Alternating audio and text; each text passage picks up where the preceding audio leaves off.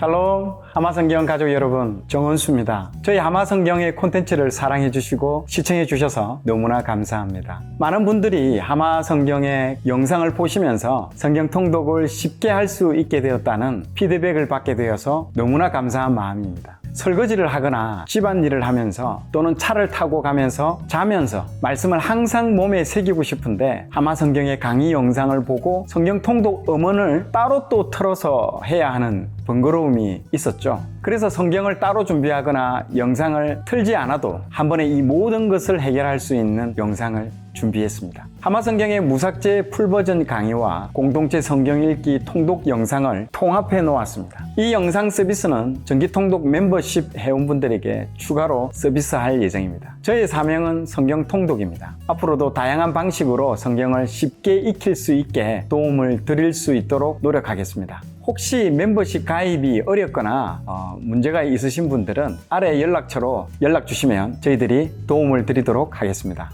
감사합니다. 빌레몬서를 먼저 진행하도록 하겠습니다. 담장요. 빌레몬서가요, 다른 책과 차별점이 있는 게 이제 딱 두 가지가 있습니다. 첫 번째 차별점은 다른 책들과 차별점이 있는 부분들이, 첫 번째가 공동체, 즉 교회에게 썼지만은요, 빌레몬서는 이 개인에게 썼다는 것이 좀 차별이 있습니다. 다른 책들은 다 교회 공동체에다가 보낸 서신서인데요, 이 빌레몬서는 개인에게 썼다라는 것들이 차별이 있습니다. 신약에서는 이렇게 개인에게 쓴 책이 딱 두 권이 있습니다. 그것이 이 오늘 할 빌레몬서와 요한 3서, 요한 3서, 이 두 권의 책이 개인에게 쓴 책이라고 할 수 있습니다. 두 번째 특징은요, 두 번째 이 차별점은 아주 짧은 서신서입니다. 이 빌레몬서는요, 고작 1장이면서 25절밖에 되지 않습니다. 신약에서 1장으로 된 책은요, 빌레몬서, 요한 2서, 요한 3서, 유다서, 이렇게 총 4권이 1장으로 된 책들입니다. 1장으로 된 책만 있으면 얼마나 좋을까요? 이러면 1년에 300독도 하겠다마는요, 너무 우리 이사야처럼 66장 있는 책들 걸리면 힘들죠. 참 1장이 있는 책들은 가볍습니다. 이 책들 중에서 빌레몬서는요, 성경 가이드가 꼭 필요한 책이라고 여러분 할 수 있습니다. 왜 그러냐면요, 한마디로 서신서 관련해서 비하인드 스토리를 알아야만이 쉽게 읽을 수 있습니다. 한 장밖에 되지 않지만은요, 그 배경 그리고 맥락을 모르면 상당히 이해하기 어려운 책입니다. 다양한 정보들이 이 한 장 안에 함축되어 있고 숨겨져 있어서 그렇습니다. 빌레몬서와 관련된 정보를 모르고 이 책을 읽게 된다면요, 한 장 정도의 분량이지만 무슨 내용인지 통 모르고 읽게 되는 것이죠. 그러나 이 서신서와 관련된 이야기를 충분히 가이드 받고 읽게 되면요, 짧지만 아주 파급력이 있는 큰 책이라는 것들을 아마 여러분들 나중에는 알게 될 것입니다. 빌레몬서 내용에는요, 왜 이 서신서가 쓰여 있으며, 그리고 이 서신서와 관련된 맥락에 대한 자세한 설명이요, 거의 나오지 않습니다. 그래서 유추해서 가이드가 설명을 해주고 좀 알려줘야만이 여러분들이 이해를 할 수 있습니다. 자, 몇 가지 추측할 수 있는 단서들만 제공하고 있을 뿐이죠. 그래서 그 단서들을 잘 조합해가지고 스토리텔링을 해서 여러분들께 말을 해줄 필요가 있습니다. 자, 신학자들마다 조금씩 여러 가지 주장들이 좀 다른데요, 그 중에서 제가 수많은 있던 자료들을 다 보고 가장 설득력 있는 주장들을 제가 잘 조합해가지고 스토리텔링 방식으로 먼저 설명할 테니까요, 여러분 잘 들어주시면 좋을 것 같습니다. 자, 시작하도록 하겠습니다. 바울이 로마의 감옥에 있을 때였습니다. 그 감옥에 한 명의 죄수가 이제 들어오게 됩니다. 그 사람의 이름이 바로 오네시모라는 사람입니다. 그는 감옥에서 사도 바울의 그 전한 복음을 듣고 회심을 하게 됩니다. 그리고 그는 이전과는 전혀 다른 삶으로 살게 되는데요, 이 모습을 바울이 쭉 지켜보면서 이 사람을 자신의 동역자로 이 오네시모를 마음속에 딱 품게 되는 것이죠. 그를 양육하기 위해서 오네시모의 라이프 스토리를 듣는데요, 이때 사도 바울은요, 깜짝 놀라운 이야기를 듣게 되는 것입니다. 자, 그것이 바로 바로 이 오네시모가 자신이 전도했던 그 빌레몬의 집의 노예였다라는 사실을 그가 알게 되는 것입니다. 빌레몬은 골로새 지방에서 살고 있던 아주 부유한, 아주 그 지역에서 유력한 사람이었습니다. 당시 그는 집을 가지고 있었는데요. 당시에 그 집을 가지고 있는 사람은 여러분 정말 드물었습니다. 정말 부유한 사람이라고 할 수 있습니다. 그는 자신의 집을요 골로새 교회에 내놓을 정도로 신앙도 좋은 사람입니다. 즉 골로새 교회의 아주 그 성도라고 할 수 있죠. 그의 집에는요 오네시모라는 노예도 함께 살고 있었습니다. 그런데 어느 날 오네시모는요 그 자신이 주인인 그 집에, 빌레몬 집에 돈을 훔쳐가지고 로마로 도망을 가게 됩니다. 어떤 문제가 있는지에 대한 얘기는 자세히 나오지 않습니다. 그러다가 로마에서도 그가 죄를 지어가지고요 로마 감옥에 들어가게 됩니다. 그리고 그곳에 갇혀 있던 그 사도 바울을 만나게 되면서 복음을 듣고 신앙을 가지게 됩니다. 바울은 그를 제자로 양육하면서 그에게 사역을 감당할 만한 귀한 열정과 은사가 있다라는 것을 단박에 그를 알아보게 됩니다. 그래서 바울은요 오네시모를 자신의 동역자로 삼기로 딱 결심을 하게 되는 것이죠. 바울은 오네시모에게 이렇게 딱 말을 합니다. 오네시모 형제요, 자네 만기 출소하게 된다면 당신 주인에게 돌아가서 반드시 빌레몬에게 용서를 구하게라고 말을 딱 하게 되는 것이죠. 바울의 권고를 받아들인 이 오네시모가 자신이 노예로 살았던 빌레몬 집으로 이제 출발하게 되는 것이죠. 이게 여러분 쉬운 결정이 아닙니다. 가면 죽을 수도 있습니다. 그 당시에는 이 노예에 대한 생사 여탈권을요 주인이 다 가지고 있었습니다. 자, 그렇기 때문에 이 오네시모를 그 빌레몬 집에 보내는과 동시에 바울은 빌레몬에게도 서신서를 써서 보내게 됩니다. 그래서 오네시모가 가면 당신이 자네가 용서해 주게나, 혹시 내가 배상할 부분이 있다면 그것은 내가 배상해 주겠다면서 간곡하게 부탁을 하게 됩니다. 그러면서 쓴 서신이 바로 오늘 배우게 될 이 빌레몬서라는 것입니다. 여러분 여기까지 이야기를 들었으면요 이런 질문을 아마 떠올릴 수 있을 것 같아요. 과연 이 빌레몬은 이 사도 바울의 권면을 듣고 정말 이 오네시모, 옛날에 자기의 돈을 훔치고 도망갔던 이 오네시모를 용서해 주었을 것인가? 사도 바울이 이 요청을 받아들였을 것인가? 이거에 대해서 상당히 궁금증이 나올 것입니다. 아마 서신을 보낸 이후에 빌레몬이 용서했는지 안 했는지에 대한 내용은요 이 빌레몬서에는요 나오지 않습니다. 궁금증 폭발입니다. 그러니까 빌레몬은 자기에게 막대한 재정적 피해를 입히고 도망갔던 이 자신의 종이었던 이 오네시모를요 용서해 달라는 바울의 요청에 어떤 반응을 보였을까요? 여러분 한번 맞춰보십시오. 상식적으로 여러분 추론을 하건대 바울의 요청은요 받아들여졌을 것입니다. 만약에 거절했다면 이 빌레몬서가 이 성경 66권 정경에 들어가 있지 않겠죠. 용서받은 오네시모는요 나중에 훌륭한 주교가 되었다고 전해지고 있습니다. 굉장히 영향력이 있는 인물이 나중에 됩니다. 이 오네시모는요.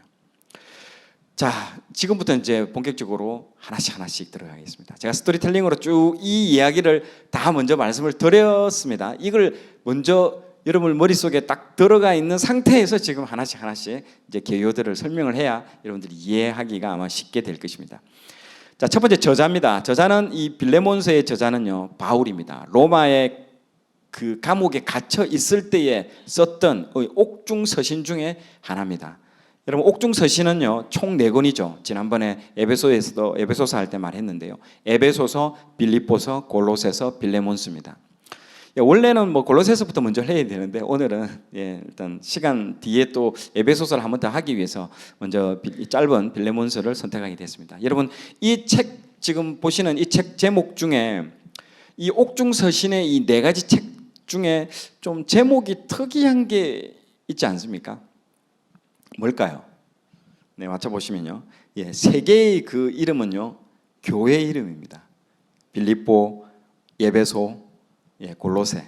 그러나 이 한 개의 책만 교회 이름이 아니라 사람 이름으로 나온 책이 이 빌레몬서입니다. 즉 이 책은요 교회에 쓴 게 아니라 개인에게, 빌레몬 개인에게 쓴 서신서라는 거죠. 그래서 지극히 개인적인 내용들이 아주 많이 담겨 있는 책입니다. 그래서 빌레몬에게 개인적으로 간곡히 부탁하는 내용들이 많이 나옵니다.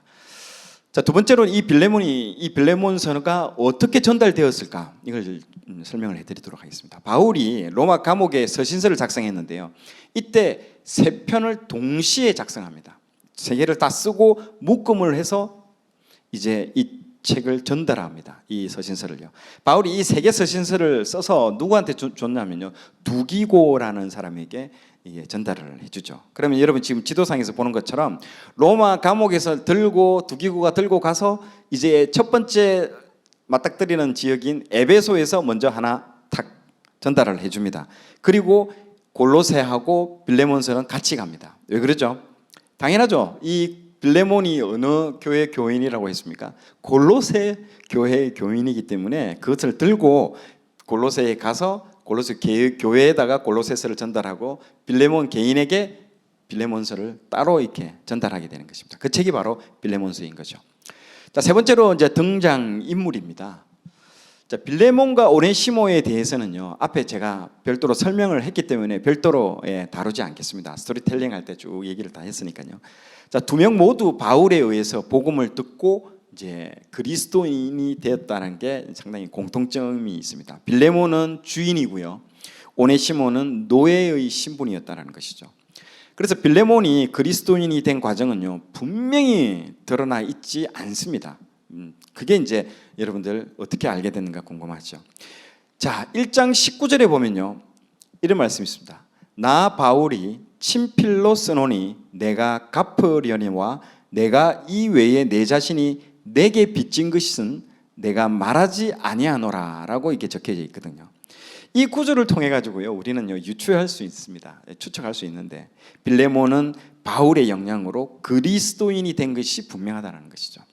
왜냐하면 내게 빚진 것이라는 이 여기가 나오죠. 내게 빚진 것이, 내 자신이 내게 빚진 것, 이것이 뭐냐면요 바로 복음의 빚을 짓다라는 것입니다. 복음의 빚을 말하는 것으로 우리는 이제 보여지는 것이죠. 자, 그리고 하나 1장 10절에 보면요 갇힌 중에 낳은 아들 오네시모를 위하여 내게 간구하노라 라고 이렇게 적혀져 있습니다. 오네시모는요 바울이 감옥에 갇혔을 때 바울을 통해 그리스도인이 되었다라는 것입니다. 그런데 이 편지에는요 어떤 경로를 통해서 오네시모가 바울을 만났는지에 대해서는요 나오지 않습니다. 추측하기로는 오네시모가 이전에 빌레몬 집에서 노예로 있을 때, 아까 스토리텔링 할 때 좀 얘기했죠. 빌레몬 집에 있는 돈을 들고 도망을 쳤다라는 거죠. 그리고 도망간 곳이 로마인데 그곳에서도 또 잘못해가지고 뭐 감옥에, 로마 감옥에 이제 들어가게 됐는데 거기서 바울을 만나게 됐다는 거죠. 이런 의견들이 설득력이 있어 보입니다. 여러 가지 의견들, 신학자들마다 의견들이 다 다릅니다. 그 중에 이제 설득력 있는 것들을 말씀드리고 있습니다. 자, 그 외에 또 이제 이 빌레몬서에 등장하는 인물들이 나오는데 한번 살펴보도록 하겠습니다. 서신의 그 시작 부분을 보면요, 이 빌레몬은 이 집의 아마 가장인 것 같아요. 그리고 아비아라는 인물이 나옵니다. 이제 그는 뭐 추측해 보면 아마 빌레몬의 부인이 아닌가, 막 그렇게 우리가 추측해 볼 수 있을 것 같습니다. 그리고 또 하나 인물이 나오는데 아키뽀라는 인물이 나오는데요. 이 사람은 아마 빌레몬의 아들이라는 의견이 아마 유력합니다.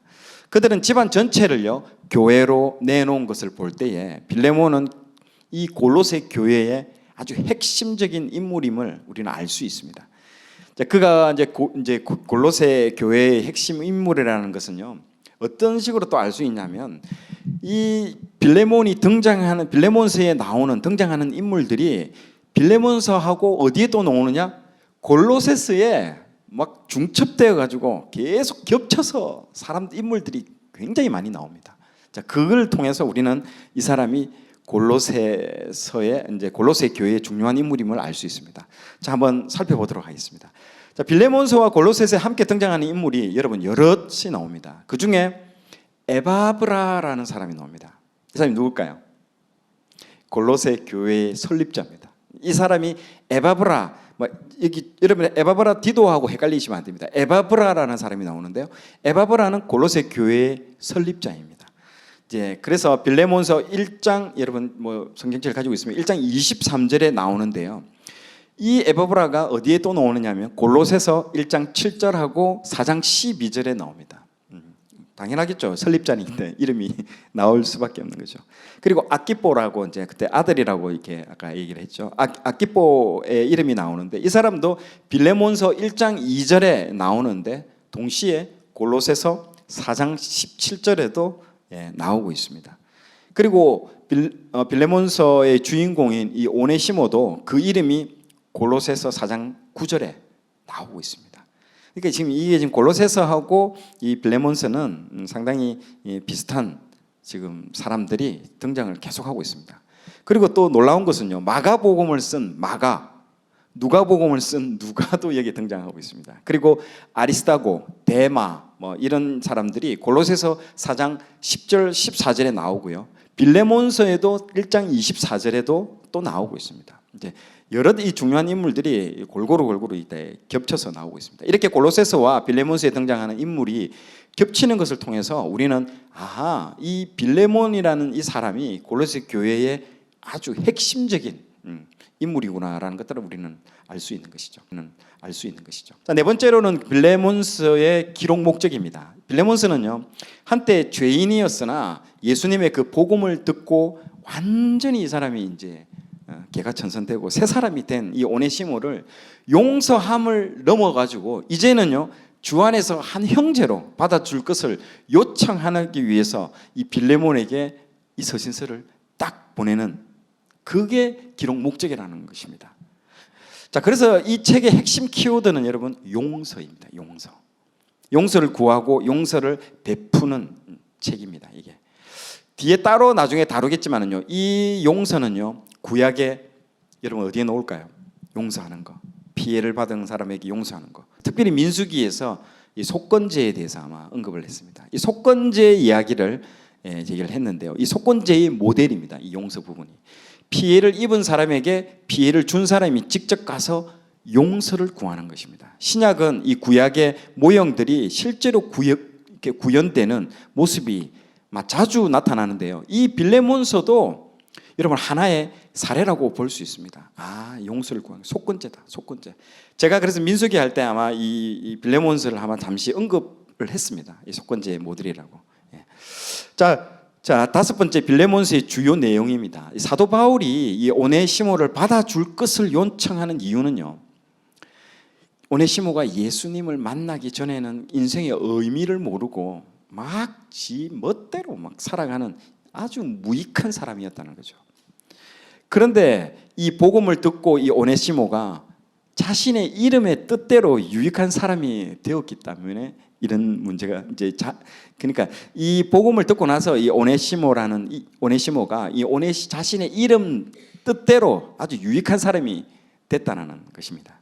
사도 바울은 이 오네시모를 그의 법적인 주인인 그 골로새의 빌레몬에게 돌려보냄으로써 빌레몬이 그를 주 안에서 다시 형제로 맞이할 기회를 주고자 이 책을 썼다라는 것이죠. 자, 또 가능하다면 그 후에 자유인이 된 오네시모가 바울 곁에 다시 와가지고 동역자로 사역을 좀 해줬으면 하는 그런 의도도 가지고 이 책을 썼다라는 것입니다. 자, 이것을 위해서 사도 바울은요, 오네시모가 그에게 입힌 재정적인 손실을 자신이 내가 갚아주겠다라고 감당해주겠다라고 이렇게 말하고 있습니다. 빌레몬이 사도 바울에게 입힌, 그러니까 빌레몬이 사도 바울에게 입은 그 영적인 빚을 은근히 언급하면서요, 오네시모를 용서해달라고 부탁을 하고 있습니다. 그 부분들이 나타납니다. 나중에 이 부분은요 상당히 재미있는 부분인데 나중에 따로 한번 또 얘기를 하겠습니다. 자, 5번 문화적 배경입니다. 여러분 이 노예 제도를 이 빌레몬서에서는 여러분 이해를 하셔야 됩니다. 로마는 전쟁에 나가서 상대방 국가를 정복하고 거기에 있는 사람들을 전부 노예로 다 끌고 갑니다. 이 팍스 로마나 해서 전 세계를 거의 다 정벌을 했죠. 정벌을 하고 나면 노예들을 끌고 옵니다. 여러분 AD 90년경에 이스라엘이 로마에게 멸망당하고 예루살렘이 초토화되죠. 그때 그 노예들을 이스라엘 사람들을 끌고 가서 노예를 끌고 가서 로마에서 무엇을 건립합니까? 콜로세움 경기장, 그 다 이스라엘 사람들이 다 건립했던 겁니다. 노예로 다 끌고 온다는 거죠. 그래서 당시 로마 제국은요, 노예들로 이루어진 제국이라고 여러분 할 수 있습니다. 로마 전체 인구의 대략 4분의 1이 노예로 다 구성되어 있습니다. 뭐 어떻게 보면 우리 출애굽기 할 때 애굽도 그런 거죠. 애굽도 엄청나게 많은 우리 이스라엘 백성들이 노예로 있었던 거 마찬가지죠. 비슷한 겁니다.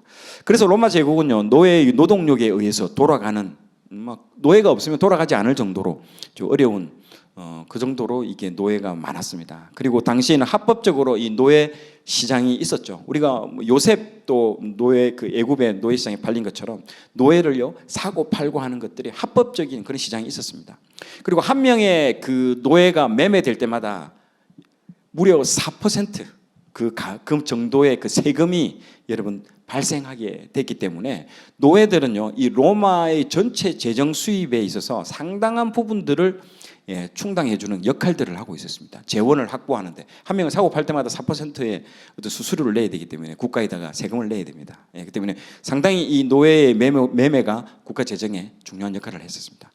그래서 노예들은요 부자들의 사유 재산으로 인정을 해줬습니다. 그냥 뭐 동물 가축처럼 이렇게 그렇게 취급받은 거죠. 그런데 만약에 노예가 여러분 도망을 쳤다? 그러면요 다른 주인이 만약에 그 노예를 딱 붙잡게 되면 어떻게 될까요? 원주인에게 돌려주는 것이 그 당시의 사회적 합의였습니다. 딱 잡아오면요 너 어디야? 너 원래 너 주인 누구야? 하면서 그 주인에게 돌려보냅니다. 돌아온 노예는요 이마에 어떻게 될까요? 낙인을 지금 그림과 같이 낙인을 찍어버립니다. 팔자를 얼굴에다가 새기죠. 옛날에 우리나라 드라마 중에 추노라고 들어보셨죠? 추노라는 그 드라마에 봐도 도망간 노예 잡아오면 여기 볼에다가 그렇게 노예라고 이름을 쓰게끔 이렇게 합니다. 그럼 다음에는 절대 못 도망갑니다. 얼굴에다가 이렇게 낙인을 찍어버리기 때문에 주인이 사형을 시킬 수 있는 권리도 가지고 있었습니다. 그러니까 생사여탈권을 다 가지고 있었습니다. 그래서 글라디에이터라든지 뭐 그런 것들도 마찬가지죠. 그런 영화들도 보면 다 그 노예들입니다. 자, 그래서 오네시모가 주인의 돈을 갖고 도망갔다는 것은요. 지금 시대에서 여러분 직원이 뭐 저기 사장님의 돈을 뭐 횡령한 그런 것과는 전혀 다른 개념으로 여러분 보셔야 됩니다. 지금 이런 것들은 죄질이 아주 나쁜 노예의 경우 주인에게 잡혀가서 돌아가면요 살아남기 어렵습니다. 바로 사형권, 이게 다른 사람한테 허락 안 받고 바로 자기 집에서 바로 죽일 수 있습니다. 제가 지금까지는 노예의 그 비인격적인 부분에 대해서만 상당히 강조해서 얘기했는데요. 여러분께 여러 가지 이제 다양한 문화적인 어떤 지적 호기심도 드려야 되기 때문에 다른 또 노예들도 있습니다. 재미있는 사례들이 많은데요. 그렇지 않고 상당한 권리를 이 노예들에게 제공해 준 사례들도 상당히 많습니다. 그냥 막 이 노예들을 막 부려먹은 게 아니라 임금을 준 경우도 많습니다. 임금을 주는 경우도 있어가지고 그래서 30살 정도 되면요 이 노예가요 자기가 모은 돈 주인한테 받아가지고 따박따박 저쪽에 모은 돈을 가지고 자기 몸값을 지불하고 자유인이 되는 그런 경우도 있었다는 거죠. 상당히 재밌죠. 또 어떤 주인이 너무 비인격적으로 막 때리고 막 잔인하게 대하면요 노예가 자기 주인한테 자기를 다른 주인한테 팔아달라고 권리를 요구하는 경우도 있었습니다. 나 당신 너무 비인격적이고 너무 싫어. 나 다른 주인에게 나 좀 팔아주려고 그런 권리도 거기에 명시되어 있습니다. 로마가 상당히 이런 거 보면요 재밌습니다. 이런 노예제도 안에 있어도 이런 부분들이 있었다는 거죠. 그리고 검투사 아까 말한 것처럼 글라디에이터처럼 실제로 전쟁에 나가서 아주 혁혁한 공을 세우는 어떤 이런 검투사 노예도 있었고요.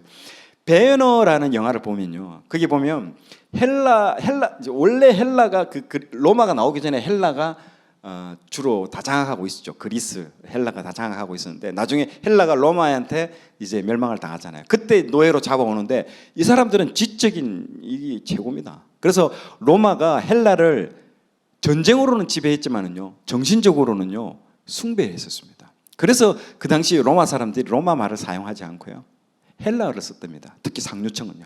그래서 헬라어를 쓰면 아주 고상한 사람처럼 보이는 거예요. 그리고 자기 집에 부유한 사람들은 자기 집에 그런 헬라의 아주 지식층의 노예들을 데리고 와서 그러니까 대화를 하는 거예요. 아주 지적인 대화를 하고. 그래서 베너 영화에 보면요 아주 당당하게 서 있는 노예가 있어요. 그리고 막 주인하고 대당하게 대화하는 그 사람들이 그 헬라에서 나왔던 노예들이라고 보시면 됩니다. 그래서 다양한 노예 제도의 계층들이 있었습니다. 그래서 이런 노예 제도는요, 여러분 현대 사회에도 남아 있는 것들이 많습니다. 그것이 바로 스포츠하고 관련된 부분들인데요. 이것도 재밌게 한번 제가 몇 가지 설명을 한번 해드리도록 하겠습니다.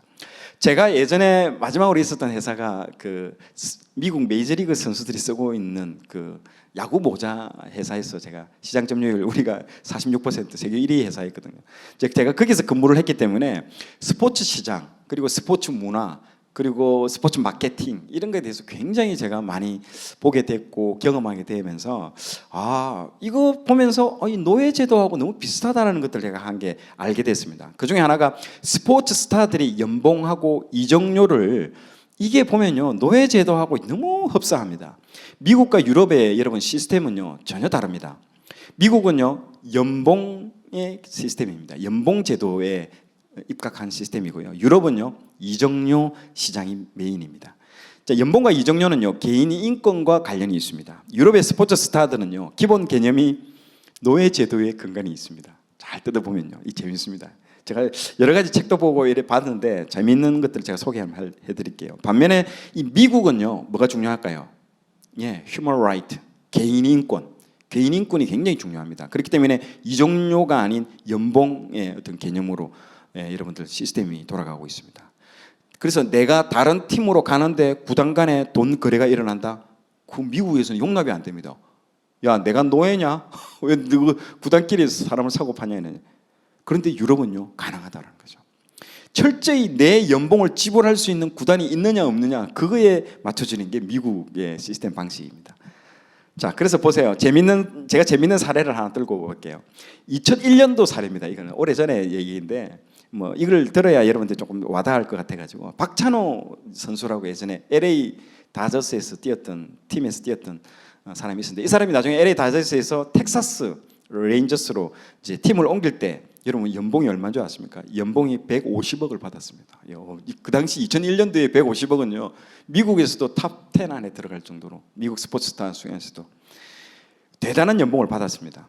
그런데 그 당시에 당대 최고의 축구 스타 우리나라 2002년도 월드컵 했잖아요. 2002년도 월드컵 할 때 브라질이 우승할 때 그 결승골을 넣었던 그 호나우두가 연봉이 74억인가 아마 대략 이 정도입니다. 그리고 여성들이 좋아하는 그 베컴 연봉이 72억이에요. 이 두 사람이 합해도 연봉의적인 측면에서는요 박찬호를 따라가지 못했습니다.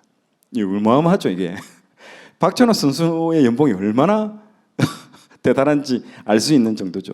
그런데 생각해 보십시오. 호나우두하고 베컴이 누굽니까? 전 세계에 모르는 사람이 없습니다. 아프리카에 가도 알고 전 세계 구석구석 가도 호나우두와 베컴은 알아도요. 박찬호는 몰라요. 박찬호는 미국 안에서도 동부에 있는 사람들도 모를 정도로 그 정도로 미국의 스포츠 시장 규모가 크다라는 거죠. 대신 유럽의 축구 스타들은요 연봉보다는요 뭐가 중요하다? 이적료가 큰 시장이라는 거죠. 다음 장 보십시오. 그래서 베컴은요 맨유라는 맨체스터 유나이티드라는 팀에서 레알 마드리드로 갈 때에 이적료가요 무려 500억입니다. 500억. 즉 레알 마드리드라는 이 구단이 맨체스터 유나이티드에게 이 구단에게 무려 500억을 주고 베컴을 사간 것입니다. 구단 간에 서로 사고 팔고 하면서 이익을 추구하는 방식이라는 거죠. 한마디로 말해서 유럽의 선수들은요 어떤 개념인가요? 노예라는 개념입니다. 노예. 선수를 하나의 재산으로 바라보고 있다는 것이죠. 반면에 미국에서는요 선수가 다른 구단으로 갈 때 구단 간의 돈 거래는 없습니다. 있다고 하면 난리 납니다. 아까 인권이 중요시되기 때문에. 정리하면 미국은 인권이 중요하므로 연봉이 메인 시장이고요. 유럽은 노예 시장에 입각했기 때문에 이적료 시장이 메인입니다. 이런 문화를 통해서 아직도 여전히 어떻게 보면 노예 시장이 보이지 않는 곳에서 지금 작동하고 있다는 것들 여러분 재밌게 볼 수 있는 것이죠. 자, 어떻게 보면 이렇게 150억 이렇게 70억 80억 주면 나라도 노예 하겠다 이렇게 할 수도 있겠죠. 자, 이런 이야기를 듣고 지금 이 뉴스를 한번 보시면요, 이 유럽이 어떤 식으로 노예들을 사고 팔고 하는 것처럼 이적료 시장이 큰지를 알 수 있습니다. 한번 뉴스 한번 간단하게 볼까요? 이 뉴스를 보면 여러분들 이해하실 겁니다. 파리 생제르맹이 호날두 영입을 위해 이적료 2천억 원을 제시했지만 레알 마드리드는 들은 척도 하지 않습니다. 정말로 호날두를 원한다면 1조 3천억 원을 가져오라는 게 레알 마드리드의 입장입니다. 강병규 기자입니다. 올 시즌 호날두가 조용합니다. 개막 후 두 경기 내내 골맛을 보지 못했습니다. 그런 와중에 이적설에 휘말렸습니다. 파리 생제르맹이 호날두를 영입하기 위해 레알 마드리드에 이적료 2천억 원을 제시한 겁니다. 하지만 레알 마드리드는 코웃음을 치는 분위기입니다. 페레스 회장은 2018년까지 계약 기간인 호날두를 데려가려면 10억 유로는 내놔야 한다며 큰 소리를 쳤습니다. 10억 유로는 우리 돈 1조 3천억 원에 달하는 어마어마한 금액입니다. 영입은 꿈도 꾸지 말라는 의미입니다. 네, 완전 하나의 맞죠? 하나의 노예로 보고 사고 파는 거예요. 그래서 재정을 충당하고 있습니다. 그래서 저 시장이 막대한 시장입니다. 유럽에서는요. 그래서 유럽과 미국은 그런 아까 인권의 개념으로 여러분 보셔야 됩니다. 이게 스포츠 문화적인 측면에서 예전에 이걸 책을 통해서 봤는데 너무너무 재미있더라고요. 그러니까 이게 노예 제도하고 너무 흡사하다는 개념을 가지고 있더라고요. 그래서 그만둘 수도 없습니다. 이런 부분들 때문에. 예. 자, 여섯 번째 이제 빌레몬의 이제 구조입니다. 빌레몬스의 이제 구조를 한번 보고 넘어가도록 하겠습니다. 이 본문에 들어가기 전에 먼저 구조를 파악한 뒤에 본문 내용을 살펴보도록 하겠습니다. 첫 번째는 이제 도입 부분에 이제 감사와 기도를 통해서 도입을 하고요. 그리고 간청을 합니다. 이 책의 1장이지만 이 간청이 이제 핵심적인 부분들입니다. 왜 간청하는지에 대한 맥락이 안 나오기 때문에 제가 아까 처음부터 이제 스토리텔링 방식으로 얘기를 했고요. 그리고 확신과 이 자신의 간청을 이 빌레몬이 들어줄 것이라는 그 확신과 요청과 소망이 이제 뒤에 나오고 마무리를 짓는 방식으로 이어집니다. 1장인데도 절로서 이렇게 단락을 나눴습니다. 네, 다음 장요. 자, 본문 1장부터 7절, 1장 1절에서 7절까지 이제 시작 부분, 기도 형식으로 이제 여기가 시작됩니다. 자, 바울은 빌레몬에게 그 오네시모를 용서하는 것을 넘어가지고 이제 종이 아니라 예수님 안에서 한 형제로 대해주라고 부탁하는 서신서를 이제 쓰게 되는 것이죠. 자, 1장 1절에 뭐라고 되어 있냐면요. 갇힌 자라는 표현을 통해서 바울이 현재 감옥에 있음을 말해주고 있습니다. 바울은 기도로 이 서신서를 시작하는데요. 먼저 빌레몬을 칭찬함으로써 자신의 부탁을 말하려고 딱 지금 준비하고 있습니다. 보통 이제 여러분 저도 어떤 분이 와가지고 갑자기 저를 갑자기 칭찬을 갑자기 뜬금없이 칭찬하면요 상당히 부담스럽습니다. 왜 그럴까요? 무슨 부탁을 하려고 이러나 이 사람이 이런 것들처럼 부담이 생기죠. 첫 번째 이게 칭찬을 합니다. 1장밖에 되지 않아서요. 제가 드라마 바이블로 함께 읽으면서 아마 진행을 오늘은 해보도록 하겠습니다. 빌레몬서는 1장 1절부터 7절까지 내용을 지금 아까 부분들을 먼저 읽도록 하겠습니다. 빌레몬서 제1장.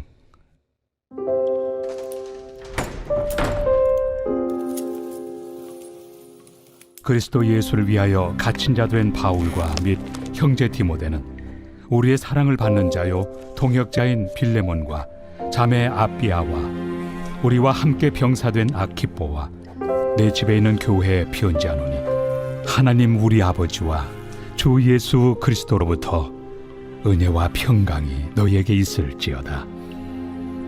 내가 항상 내 하나님께 감사하고 기도할 때 너를 말함은 주 예수와 및 모든 성도에 대한 내 사랑과 믿음이 있음을 들음이니 이로써 내 믿음의 교제가 우리 가운데 있는 선을 알게 하고 그리스도께 이르도록 역사하느니라.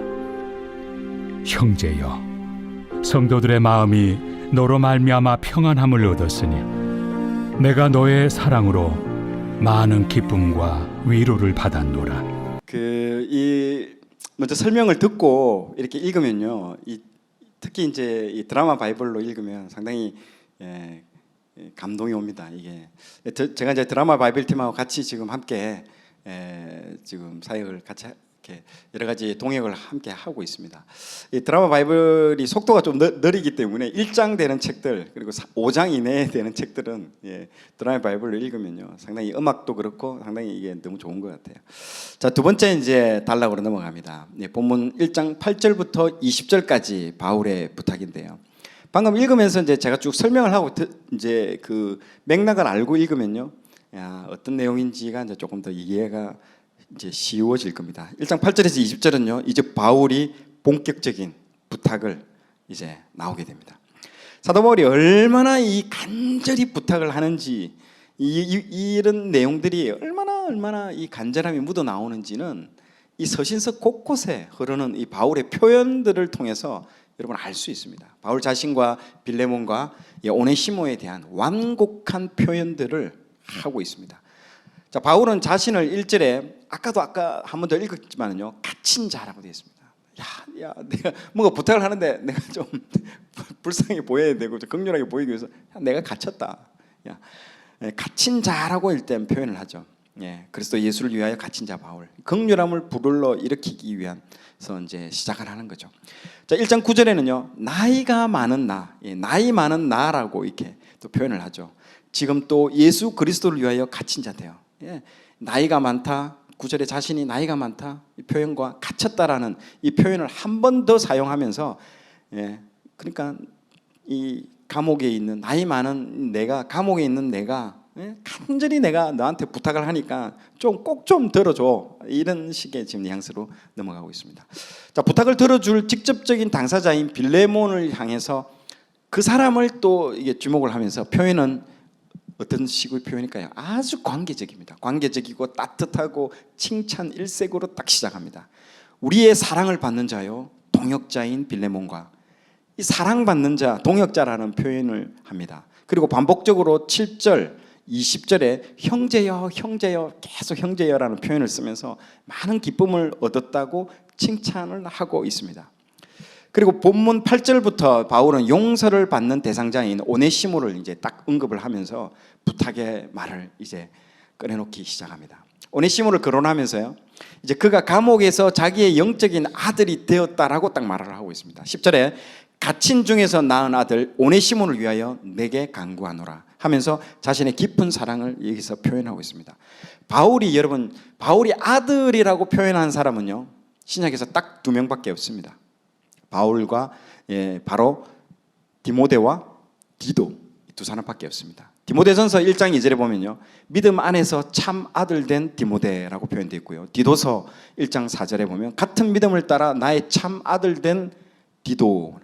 그런데 이 빌레몬서에 나오는 노예인 이 오네시모에게도 아들이라는 표현을 딱 쓰고 있습니다. 아주 드문 표현인데 얼마나 특별한 이 사람에 대해서 감정을 가지고 있는지를 알 수 있습니다. 그래서 1장 12절에 보면요, 빌레몬서 1장 12절, 내게 저를 돌려보내노니 저는 내 신복이라. 여러분, 신복이라는 뜻이 뭘까요? 심장과 이 배라는 뜻입니다. 아주 이 특별한 단어를 씁니다. 신복이라는 특별한 단어를 쓰면서 오네시모가 바울에게 특별하고 귀한 존재임을 딱 부각시키고 있습니다. 부탁을 들어줄 수밖에 없도록 이제 뭐 출구가 없습니다. No way out입니다. 출구 없이 그냥 좀 내 부탁 좀 들어줘라고 지금 계속 밀어붙이고 있습니다. 11절에 보면요, 그가 전에는요 내게 무익하였으나, 너한테 상당히 무익한 존재였으나 이제는 나와 내게 유익한 존재라고 딱 얘기를 합니다. 여러분, 이 표현을 통해서 바울의 유머 감각을 우리는 볼 수 있습니다. 이 오네시모의 이름의 뜻이 유익한 자라는 뜻이죠. 그런데 그의 인생의 전반부는요, 너무너무 인생의 삶 자체가 전혀 유익하지 않고 무익한 자였다는 거죠. 그런데 바울을 이제 복음을 듣고 자신의 이름에 걸맞는 유익한 자가 되었다라고 말함으로써 이 바울의 이름을 가지고 위트를 이렇게 볼 수 있습니다. 그리고 오네시모는요, 감옥에서 바울을요 충실하게 섬겼습니다. 그래서 그를 곁에 두고 함께 동역하고 싶었지만 먼저 이 갈등의 문제를 해결하지 않으면 안 된다는 거죠. 이 갈등을 풀고 화해가 먼저 이루어져야만이 된다라는 것들을 바울은 알고 있었다는 것이죠. 그래서 빌레몬에게 먼저 허락을 구하기 위해서 이 편지를 쓰게 됐다는 것입니다. 자, 14절에 보면요, 바울이 얼마나 이 절차의 정당성과 중요성을 강조했는지를 엿볼 수 있습니다. 여러분, 그 하나님의 일을 하는 데 있어서 그 하나님의 일을 하는 것 자체도 중요하지만요, 어떻게 하는지, 어떤 절차를 통해서 하는지, 이 과정이 얼마나 거룩해야 함을, 그게 얼마나 중요한지를 알려주고 있다는 거죠. 이것을 통해서 빌레몬에게 먼저 허락을 구하는 모습을 딱 보여주고 있습니다. 보통 이렇게 할 수 있죠. 야, 이전 것은 이제 다 지났으니까 이제 뭐 우리가 과거는 잊고 이제 미래가 중요하다. 우리 미래를 향해서 달려가자. 그러면서 고린도후서 5장 17절에 보세요. 그런즉 뭐 이런 자기가 옛날에 했던 말처럼, 그런즉 누구든지 그리스도 안에 있으면 새로운 피조물이라, 이전 것은 지나갔으니 보라 새 것이 되었도다 하면서 이 말 적용하면서 이제 그거 갈 필요 없고 이제 나랑 여기서 로마에서 우리 같이 동역하자, 사역하자라고 할 수 있겠지만은요. 그러면서 표대를 향해서 달려가자 이렇게 말할 수 있는데 바울은 그렇게 하지 않았다라는 것입니다. 빌레몬이 허락하지 않으면 오네시모와 함께 사역하는 것도 내가 포기할 수 있다라. 그렇게 말할 정도였습니다. 사역보다 먼저 화해와 용서가 중요함을 드러내고 있습니다. 이게 진짜 지금 한국 교회에 주시는 메시지가 큽니다. 그런 빌레몬에게 오네시모를 노예가 아니라 예수님 안에서 이제 한 형제로 받아달라고 요청을 하고 있습니다. 여러분 사실 이러한 요청은요 굉장히 무례한 요청입니다. 그리고 당시 그 로마 법상으로도 빌레몬에게 빌레몬 돈을 훔치고 도망갔던 이 노예 오네시모를 죽이고 막 감옥에 넣을 수 있는 권리를 가지고 있었던 그 상황에서 막 이런 요구를 한다. 이거는 전례가 없었던 요구입니다. 이게 상당히 충격적인 요구입니다. 그 당시에 그 질서를 갖다가 전면 거부하고 질서 체계를 흐트리는 그런 요구입니다. 쉽지 않은 요구입니다. 노예를 풀어주는 것까지 오케이. 가족의 일원으로 여겨달라, 한 형제로 여겨달라. 이거는 기존의 로마의 질서를 뒤집는 체제를 전복하는 그런 생각이라고 말할 수 있는 행위라고 볼 수 있습니다. 그럼에도 불구하고 바울은요 화해하기를 원하고 있습니다. 바울은 16절부터 말씀을 통해서요 빌레몬에게 당신이 나를 동력자로 여기고 있다면 이 오네시모도 똑같이 나와 같은 동역자로 맞이해달라고 요청하고 있습니다.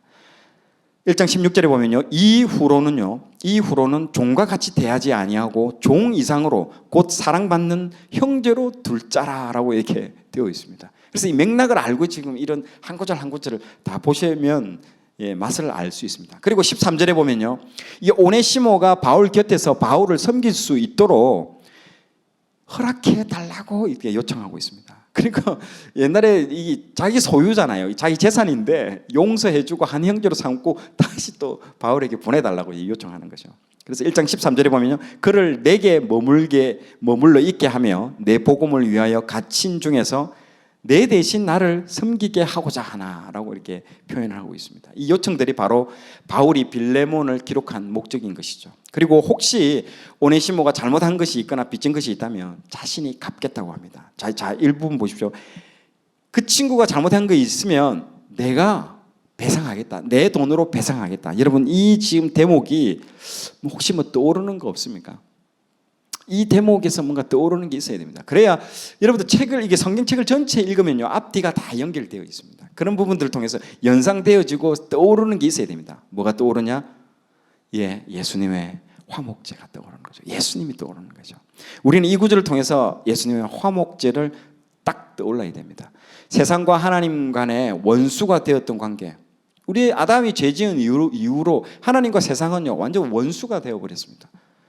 그래서 이 원수된 관계를 예수 그리스도께서 십자가에서 달려 돌아가심으로 말미암아 모든 그 장벽들이 허물어지고 이제는 이전의 아버지와의 관계가 회복되는 그 화목제의 사건으로 화해가 이루어졌음을 이렇게 알고 있어야 됩니다.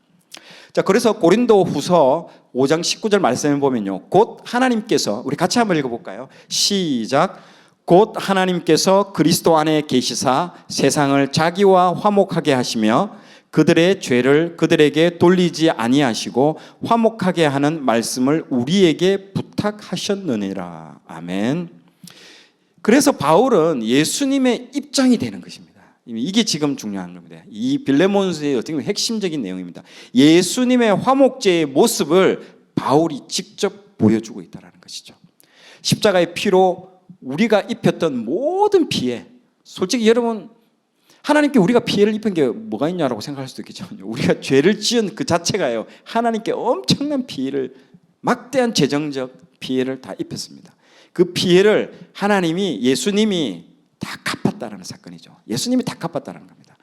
자, 그래서 예수님께서 십자가에서 말씀하신 다 이루었다, 다 이루었다, 이 말이 뭐라고 했습니까? 제가 그때 구약에 할 때도 말했는데요, 다 갚았다라는 뜻입니다. 이게 다 갚았다. 이게 완전 시장의 저작거리에 있는 장사꾼들이 쓰는 용어들이거든요. 헬라어로. 내가 다 갚았다.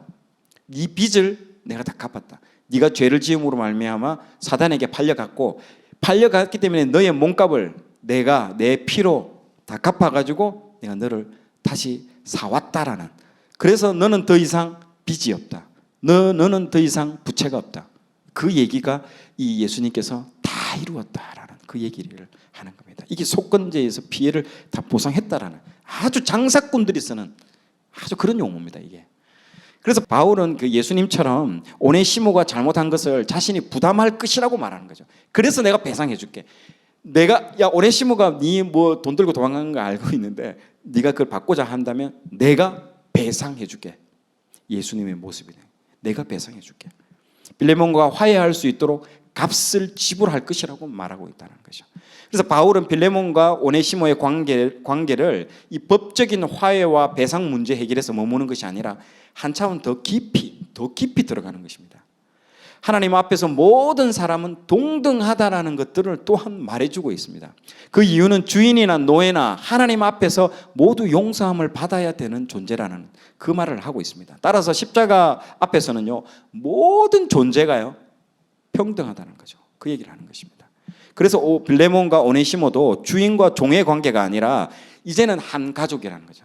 예수님 안에서 한 형제의 개념으로 말하고 있는 것입니다. 이 상당히 충격적인, 어떻게 보면 이론입니다. 이게 로마의 시대 당시에는요, 로마 법상으로 노예 제도를 인정해주는 그 상황에서 충격적인 메시지입니다. 이거는요. 이러한 메시지를 개념적으로 잘 정리한 성경 구절이 다음 시간에 할 골로새서입니다. 제가 이 말씀 읽기 전에 제가 지난번 에베소서 할 때도 말씀을 드렸는데요. 이 겸손이라는 말을 쓰는 게 지금은 당연히 겸손, 그 당시 로마 시대에서 겸손이라는 말은요, 노예들한테 요구하는 말입니다. 그래서 에베소 교인들한테 겸손하세요 썼을 때 에베소 교인들이 어떻게 받아들였을까요? 처음에 굉장히 불쾌하게 받아들였습니다. 이걸 지금 그 당시에 이 헬라 로마는요, 지금 우리 SNS하고 똑같습니다. 우쭐대고 내 자랑하고 내 드러내고 일 안 하면 무시당하기 때문에 모든 게 자기 중심이고 자기 자랑이고 이런 시대에 겸손하세요. 겸손은요, 자기 집 노예한테나 쓰는 말이에요. 근데 그 말을 에베소 교인한테 겸손하라고 얘기하니까요, 충격인 거죠. 그렇기 때문에 그런 거 모르고 그냥 겸손 자꾸 신약에 겸손이 많이 나오니까 그렇게 받아들이면 안 된다는 거죠. 자, 그래서 이 말 메시지를 개념적으로 잘 정리한 개념이 이 평등에 대한 이 개념에 대해서 골로새서에 딱 말씀이 나옵니다. 골로새서 3장 11절에서 같이 한번 읽어보도록 하겠습니다. 시작. 거기에는 헬라인이나 유대인이나 할레파나 무할레파나 야만인이나 스구디안인이나 종이나 자유인이 차별이 있을 수 없나니 오직 그리스도는 만유시요 만유 안에 계시니라. 아멘. 이런 차별이 없는 메시지 말씀이기 때문에 이 빌레몬서를 읽고 여러분들 이 얼마나 많은 세계사적으로 영향을 많이 끼쳤는지 모릅니다. 이 책 자체가, 이 빌레몬서 자체가, 이게 지금 한 형제로 지금 여겨달라고, 평등, 이 교회 안에서 한 형제로 여겨달라고 말을 함으로써 상당히 이 빌레몬서 자체가 가지고 있는 영향력이 큰 책이 이 빌레몬서입니다. 대표적인 사람이 에브라함 링컨이죠. 그는 미국 남북 전쟁을 통해서 미국 노예 해방을 여러분 이끌게 됩니다. 이 에브라함 링컨에게 영향을 준 책이 바로 빌레몬서입니다. 지금 보고 있는 책 두 권이 나오죠. 한 권은 뭐 오늘 하게 된 빌레몬서고요. 한 권은요, 엉클 톰스 캐빈이라는 톰 아저씨의 오두막집이라는 저 오른쪽에 있는 책이 있죠. 그 책입니다. 저 책 두 권을 통해서 에브라함 링컨에게 굉장히 큰 영향을 주게 됩니다. 노예 해방에 결정적인 영향을 미치게 되는 책이죠. 자, 그 외에도요, 노예 제도와 노예 그 해방과 관련된 어떤 영화들도 있습니다. 여러분 프리덤이라는 영화를 한번 기회가 되시면 꼭 보시기 바랍니다. 이 영화는요, 존 뉴턴이라는 사람의 간증을 바탕으로 놓은 영화입니다. 존 뉴턴이 누군지 아십니까?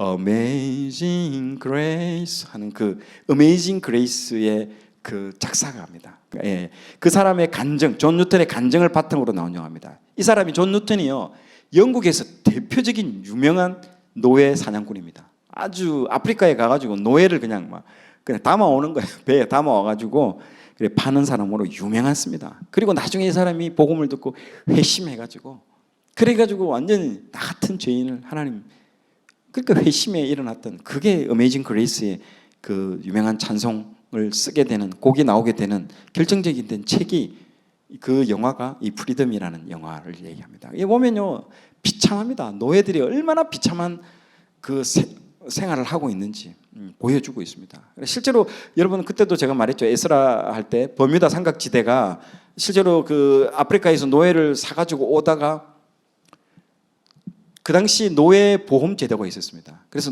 살아 있고 건강한 노예만 인정해주고 죽어 있는, 그러니까 빌빌거리고 이게 막 병약한 노예들은요 돈으로 치주지 않는 거예요. 그런데 어떤 경우 돈으로 치주주냐? 바다에서 실종됐다라는 것들을 인정해주면 돈으로 인정해주는 거예요. 그래서 데리고 올 때 그 바로 미국 플로리다, 뉴욕, 거기 보스턴 항구 들어오기 직전에 버뮤다, 그 쿠바 밑에 버뮤다 삼각지대 있잖아요. 거기다가 그냥 약하고 병들었던 그 흑인들을요 다 수장시켜 버려요. 그게 다 죽은 거예요. 그래서 여러분 버뮤다 삼각지대에서 뭐 비행기가 사라졌다, 옛날에 뭐 배가 사라졌다는 얘기 들어보셨죠? 예, 그런 얘기들. 엄청난 일들이에요. 통곡이 하늘에 올라가는 거예요. 그래서 나중에 그 어떤 목사님이 광고를 내잖아요. 자, 예전에 이 노예였던 후예들, 흑인 중에 자기 조상이 노예였던 사람 있으면 오라고 하고, 또 예전에 노예 사냥꾼이었던 자기 조상 중에 있으면 오라고, 백인 중에 오라고 해서 선상에서 예배를 드립니다. 그리고 속건제, 용서를 구하고 용서를 받아들이고, 그 사건 이후로 여러분 버뮤다 삼각지대에서 그런 이상한 일들이 일어나지 않았습니다. 하나님이 속건제를 통해서 그 모든 죄를, 그래서 그 백인들이 다 무릎을 꿇고 그 흑인들에게 그 용서를 구하는 그런 사건들이 예배를 드렸다는 거죠. 그런 것들도 있었습니다. 그리고 또 하나 보시죠. 뿌리라는 그 책도 흑인이 어디서부터 이렇게 그러니까 이 뿌리라는 영어 자체가 이 뿌리거든요. 너의 뿌리가 뭐냐는 거죠. 너의 근원이 너는 어디서 왔냐. 미국이 라틴 아메리카인데 흑인이 없거든요. 인디안밖에 없어야 되는 게 많이 맞는데 원주민은 인디안이에요. 그런데 미국에서 이 흑인이 왜 이리 많지? 그래서 이 헤일리라는 사람이 이 뿌리라는 책을 쓴 거예요. 너희들이 어디서 받았냐? 아프리카에서 싣고 와가지고 여기다가 공급했다라는 거죠. 그러면서 이 책 하나가 미국 전역에 있어서 흑인에 대한 극률함을 확 일으키는데 결정적인 영향을 미쳤습니다. 그리고 이 책을 통해서 이 흑인에 대한 인식이 바뀌게 되는 결정적인 기여를 합니다, 여러분. 그래서 지금은요 백인, 흑인, 그다음에 동양인 이런 식으로 바라보고 있습니다. 흑인이 그렇게 동양인보다 밑에가 아니고 그 위로 옵니다. 이런 영향을 미친 책이 뭐라고요? 이 뿌리라는 쿤타킨테 이런 책도 나오고, 옛날에 저 어릴 때는 이거 뭐 드라마로도 나오고 영화로도 나오고 많이 봤었습니다. 굉장히 중요한 책 중에 하나입니다. 그러니까 한 책, 하나의 그 영화, 하나의 책이 한 사회의 공동체에 어마어마한 영향력, 그리고 생각에 바뀌는 영향력, 이런 사람들이 나와야 되는 거죠. 이제는 교회의 영적인 시대가 되어가지고 이런 영성이 있는 책, 영적인 책들이 막 우리 다음 세대 지금 있는 작가들에 있어서 나와야 됩니다. 그래서 그 책을 읽고 완전히 사회의 사람들의 생각이 바뀌어야 됩니다. 그러니까 저쪽에서 계속 교회를 무너뜨리려고 하니까 교회에 대한 생각이 어떻습니까? 지금 완전 교회하면 이상하게 작정을 하고 그렇게 책을 쓰고 영화를 만들고 그렇게 만들잖아요. 그렇게 해서 교회라는 단체를 이상하게 보게끔. 영적인 전쟁입니다, 여러분. 싸움입니다, 이거는요. 그러니까 예전에는 이런 책을 통해서 했다는, 지금 기독교 교회에서는 그런 영향력이 있는 사람이 없다라는 거예요, 지금요. 완전히 지금 수세에 몰리고 있습니다, 지금.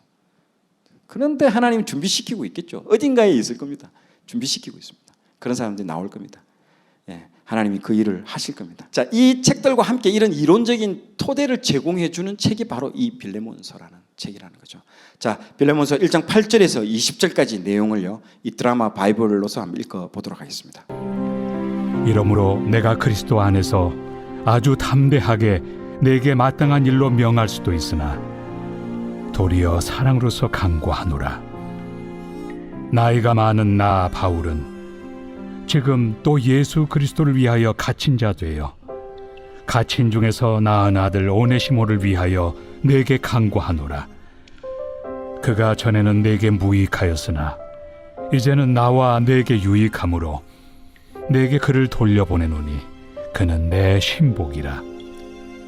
그를 내게 머물러 있게 하여 내 복음을 위하여 갇힌 중에서 내 대신 나를 섬기게 하고자 하나. 다만 내 승낙이 없이는 내가 아무것도 하기를 원하지 아니하노니 이는 너의 선한 일이 억지같이 되지 아니하고 자의로 되게 하려 함이라. 아마 그가 잠시 떠나게 된 것은 너로 하여금 그를 영원히 두게 함이리니 이후로는 종과 같이 대하지 아니하고 종 이상으로 곧 사랑받는 형제로 둘 자라. 내게 특별히 그러하거든 하물며 육신과 주 안에서 상관된 내 길이야. 그러므로 내가 나를 동역자로 알진대 그를 영접하기를 내게 하듯 하고 그가 만일 내게 불의를 하였거나 내게 빚진 것이 있으면 그것을 내 앞으로 계산하라. 나 바울이 친필로 쓰노니 내가 갚으려니와 네가 이외에 내 자신이 내게 빚진 것은 내가 말하지 아니하노라. 오 형제여, 나로 주 안에서 너로 말미암아 기쁨을 얻게 하고 내 마음이 그리스도 안에서 평안하게 하라. 예, 설명을 듣고 읽으니까 확 와닿죠. 이게 설명을 쭉 듣고 같이 공동체가, 여러분 공동체가 성경을 읽는 게 좋습니다. 혼자 성경을 읽는 것보다도요, 공동체가 함께 성경을 읽어 나가면 굉장히 이게 위력이 큽니다. 예, 굉장히. 그리고 읽어 나갈 수 있고요. 자, 본문 1장 21절에서 25절 이제 마지막 부분, 마지막 인사를 이제 하고 있습니다. 바울은 서신을 마무리하면서요, 이제 빌레몬이 그가 말한 것 이상으로 해줄 것을 안다고 이제 확신합니다. 소망을 가지는 거죠. 그리고 자신이 감옥에서 나가자마자 이제 빌레몬을 만나러 가고 싶으니 이제 숙소를 마련해 달라고 요청을 하죠. 그런 다음에 몇 마디 마지막 인사를 남기고 이제 이 서신을 마무리를 이제 하고자 합니다. 자, 빌레몬서 1장 21절에서 25절 드라마 바이블로 한번 읽도록 하겠습니다. 나는 네가 순종할 것을 확신함으로 내게 썼노니 내가 말한 것보다 더 행할 줄을 아노라. 오직 너는 나를 위하여 숙소를 마련하라. 너희 기도로 내가 너희에게 나아갈 수 있기를 바라노라. 그리스도 예수 안에서 나와 함께 갇힌 자 에바브라와 또한 나의 동역자 마가, 아리스다고, 데마, 누가가 문안하느니라. 우리 주 예수 그리스도의 은혜가 너희 심령과 함께 있을지어다. 여러분 한 권 뗐습니다. 이제 체크를 합시다. 한 권을 다 뗐습니다. 야, 1장만 있으면 얼마나 좋을까 이렇게. 예, 한 장이지만 예, 이거 앞에 내용을 모르고 여러분 아마 예전에 빌레몬서 읽었을 때는요, 그냥 한 번 뗐다라는 정도밖에는 없었을 텐데 충분히 이런 문화적인 맥락, 노예제도 뭐 이런 모든 것들을 알고 읽으면요, 이게 크게 와닿습니다. 예, 굉장히 중요합니다. 이 서신서가요, 다른 바울 서신서와 차별점이 있는 것은 여러분 뭘까요? 이 책에서는요, 직접적으로 예수님의 죽음과 부활에 대해서 분명하게 언급하지 않고 있습니다. 고린도라든지 뭐 다른 에베소라든지 이거는 예수님의 그 십자가, 죽음, 부활 이런 거 막 정확하게 막 이렇게 직접적으로 언급을 하고 있습니다. 그러나 이 책에는요, 그런 내용이 안 나옵니다. 이게. 그런 부분들이 나오지 않습니다. 여러분 이것은요, 바울이 실수한 게 아니고 그가 의도적으로 그렇게 했다라는 것입니다. 바울이 십자가를 굳이 말로 설명하지 않는 이유는요, 행동으로 여러분 바울이 보여주고 있기 때문입니다. 이게 바울은 빌레몬서 안에서 십자가를 자신이 직접 구현하고 있다라고, 그 직접 바울이 이 십자가를 구현하고 있기 때문에 그렇습니다. 그는 자신을 통해서 오네시모와 빌레몬이 하나님과 화목해지고 서로 화해할 수 있도록 그 브릿지 역할을 하고 있습니다. 그래서 이 빌레몬서에서 등장하는 바울의 모습에서 우리는 지금 저 그림과 같이 예수님의 모습을 투영해서 볼 수 있다는 거죠. 위에는 바울이라고 듣겠지만 밑에는요, 예수님의 모습을 볼 수 있습니다. 이게 지금 빌레몬서를 우리가 읽으면서 캐치해야 되는 부분들입니다. 자, 이 서신은요, 또한 예수님의 복음이 갖는 영향력은요, 극히 개인적이지만요, 동시에 매우 공동체적이라는 것들도 여러분 보여주고 있습니다. 빌레몬과 오네시모가 주님 안에서 한 형제가 되어서 이제 기존 체계인 그 주인과 종, 주인과 노예라는 이런 관계가 이 교회 공동체 안에서는요, 그게 별 의미가 없어지게 된다라는 것들을 보여주고 있습니다. 그렇게 만들어 버립니다. 의미가 없게 만들어 버립니다. 그런 기존 질서 체제 체계를요. 이 교회 공동체는요, 기존의 그 신분 질서를요 다 해체해 버립니다. 그리고 새로운 가족으로 탄생하게 만들어 준다라는 거죠. 사람의 가치가 사회적 지위나 인종, 성별, 남녀, 이는 사회 경제적 계층으로 정의되지 않는 이제 새로운 교회 공동체를 탄생시키고 있다라는 겁니다. 이 책에서 그걸 말해주고 있습니다. 그래서 빌레몬서를 끝으로요, 아까 이 네 개의 그 옥중 서신이 있는데 이 교회 공동체 시리즈가 무슨 책일까요? 이 에베소서, 골로새서, 빌레몬서, 이게 3부작 교회 공동체 시리즈 책입니다. 완결되는 거예요. 어떻게 보면요, 에베소, 골로새하고 빌레몬서를 해야 이게 지금 이렇게 딱딱 맞아 떨어지는데 오늘은 제가 임의적으로 좀 바꿨습니다. 예, 그래서 이 에베소, 골로새, 빌레몬서를 이렇게 여러분 시리즈로 쭉 읽고 이게 교회 공동체가 완결되는 느낌으로 끝나게 되는 것이죠. 자, 어떻게 설명을 해드리겠습니다.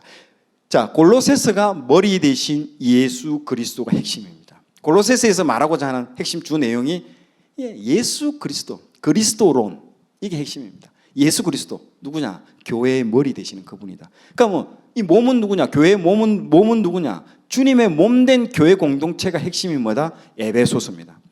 그래서 에베소서는 교회론, 골로새서는 그리스도론, 이게 신학의 핵심 큰 줄기를 차지하고 있습니다. 그리고 빌레몬서는요, 이 교회 공동체를 직접 삶에서 실천해내는, 말씀대로 살아내는 그 책이 빌레몬서라는 거죠. 이렇게 3부작으로 완성되는 느낌이 있는 것이죠. 자, 결론으로 이제 넘어가도록 하겠습니다. 결론은 첫 번째, 이 빌레몬서를 통해서 우리는요, 용서와 속건제에 대해서 이제 얘기를 합니다. 앞에 제가 속건제를 좀 다뤄야 되는데 다루지 않고 이제 결론 부분에 와서 이제 제가 좀 중점적으로 이렇게 깊이 속건제를 좀 다루도록 해보겠습니다. 여러분, 빌레몬서는요, 주인에게서 도망친 한 노예를 위한 바울의 탄원을 담은 아주 지극히 개인적인 서신이라고 할 수 있습니다. 웅대한 신학을 담은 여러분 지금 에베소서, 골로새서, 로마서, 이거 스케일이 어마어마히 큽니다. 이 책 자체가요. 이 세 가지 책은요, 스케일이요. 그 중에서 나는 에베소서는 에베레스트 산인 것 같아요. 에베소서가 제일 어려운 것 같아요. 아, 정말 너무너무 힘든 것 같아요. 이 웅대한 신학을 담은 이런 다른 서신들과 달리 이 빌레몬서에는요, 바울이 평소 가르쳤던 이 교리와 신학을 뒷받침하는 그의 인격과 사랑이요, 잘 담겨 있습니다. 아주 그의 그 사랑하는 그 인격, 그런 것들이 여기 몽골 그냥 다 들어가 있습니다. 이 빌레몬서 안에는요. 도망친 일개 노예를요, 형제로 대접하면서 그가 용서받게 하기 위해서 참을성 있게 간곡하게 이 허락을 구하는 바울의 모습에서 우리를 위해서 중보하시는 예수 그리스도의 모습을 우리는 보게 된다는 거죠. 여러분, 이거 지금 부탁하는 게 쉬운 게 아닙니다. 이 지금 부탁하는 이 자체가요.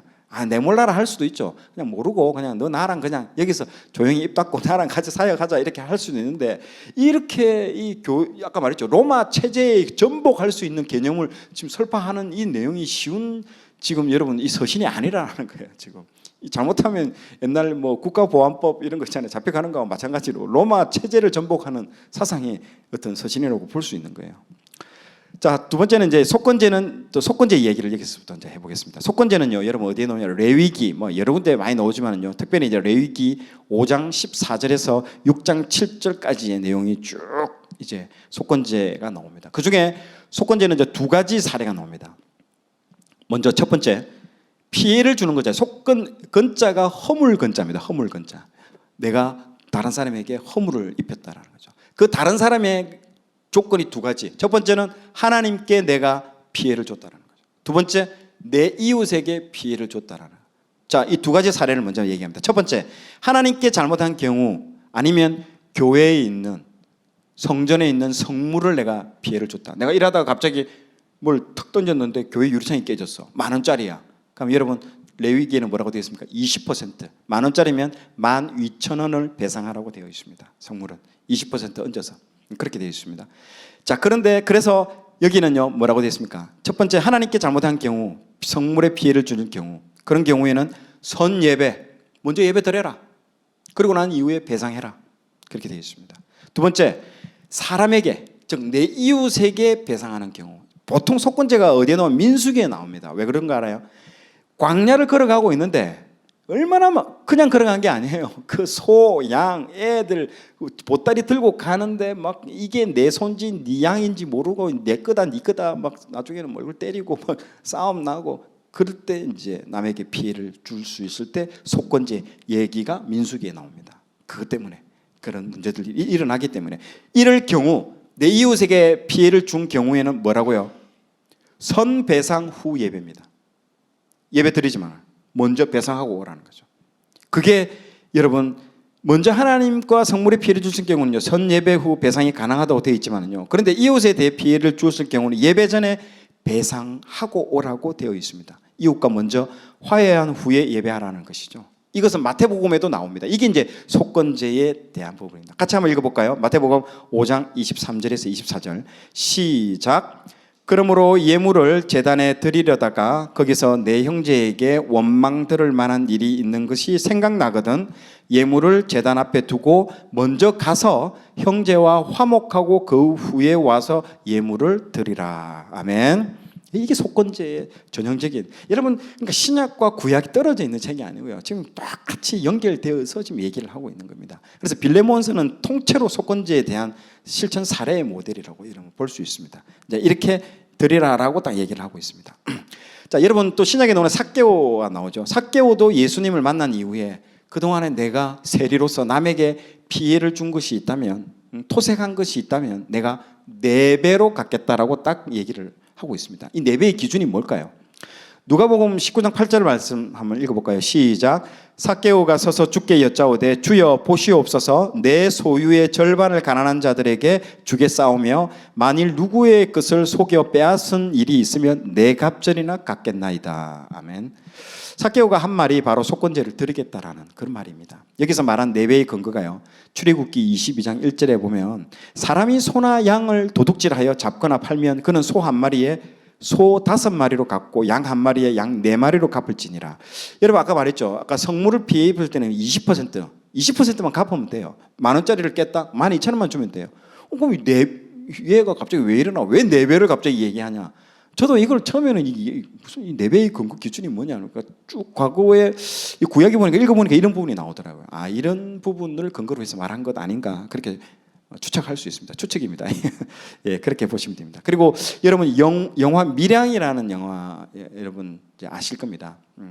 이제 자신의 아이가 유괴를 당해서 죽었는데 그 유괴범을 용서하러 갔는데 그 유괴범이 아주 잔잔한 미소를 이 유괴범도 감옥에서 복음을 뭐 들었는지 뭐 어떻게 됐는지 하여튼 이 사람이 예수를 믿게 된 거예요. 그러면서 뭐 하나님이 자기를 다 용서해 줬다고 잔잔한 미소를 띄우면서 자신은 자기 죄가 용서 다 받았다고 말한 거예요. 그러자 이 엄마가 뚜껑이 열리는 거예요. 화가 나가면서 누가 나를 용서해 줬냐고 막 절규를 합니다. 이것도 속건제죠. 어떻게 보면 이 전도연이라는 이제 배우가 그게 자기 애가 유괴당해서 죽고 난 이후에 막 몸부림치거든요. 이 사람을 용서 못 해가지고 그래가지고 그 근처에 있는 교회에 가가지고 엄청나게 자기가 고통 가운데 결국에는 자기가 용서하겠다라고 이제 결단을 한 거예요. 그리고 결단하고 교도소에 간 거예요. 갔는데 지금 저 사건을 만난 거예요. 충격인 거예요. 그러면서 울부짖는 거예요. 진짜 이 감독이 어떤 의도로 만들었을까요? 이게 기독교다 하면서 욕 먹으라고. 이 이후부터 개독교라는 말이 나온 게 된 거잖아요. 작정을 하고 아까 말했잖아요.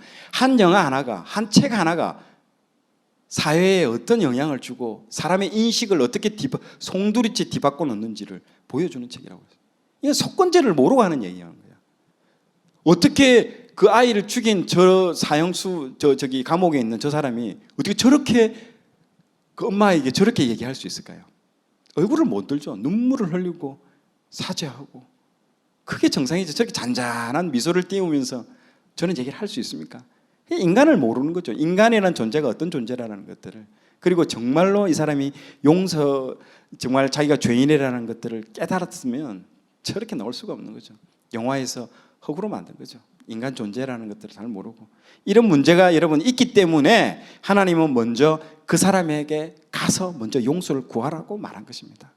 속건제를 아주 수박 그달기식으로 얘기하고 있는 거죠. 용서를 구하는 사람의 태도가 어떻게 여러분 저럴 수가 있습니까?